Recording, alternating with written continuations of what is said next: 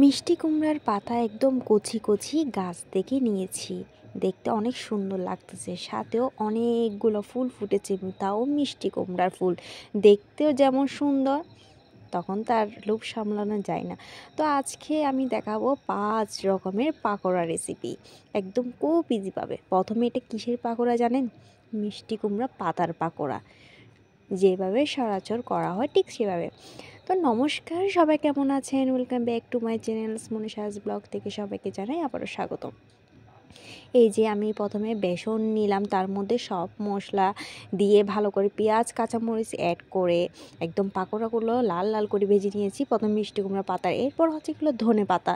একদম লম্বা লম্বা করে ধনে পাতাগুলো বেসনের মধ্যে একদম ডুবিয়ে ডুবিয়ে তেলের মধ্যে ভেজে লালচে লালচে করে ফুলকো ফুলকো, মানে দেখতে অনেক সুন্দর হয়েছে। এরপর হচ্ছে মিষ্টি কুমড়া ফুলগুলোকে দিয়ে দিলাম, সে একটা একটা করে একদম তেলের মধ্যে ভেজে নিচ্ছি। তাও মানে একের ভিতর 5 রকমের রেসিপি তৈরি করতেছি আজকে।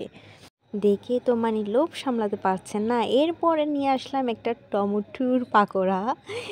প্রথমবারের মতো ট্রাই করতে যাচ্ছিলাম, প্রথম আমি এক টুকরো দিয়ে ট্রাই করলাম, যাই হোক বেশ ভালোই হয়েছে।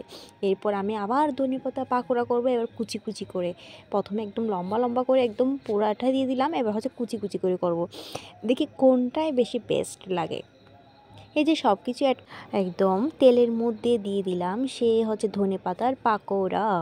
তো এবার ভালো করে ভাজতে থাকবো কিছুক্ষণ, এভাবে লালচে হওয়া পর্যন্ত একটু নেড়ে ছেড়ে নিব। নেড়ে ছেড়ে নেওয়ার পর দেখা যাক, নিয়ে নিব, তারপর খাবো। এটা বিকালের নাস্তা বা গরম গরম ভাতের সাথে খেতে অনেক দারুণ। আর আমি একটু নাস্তা হিসেবে টমেটো সস দিয়ে খেয়ে দেখলাম, অনেক ভালো লাগলো। তো আপনারাও ট্রাই করবেন আর কমেন্টে জানাবেন।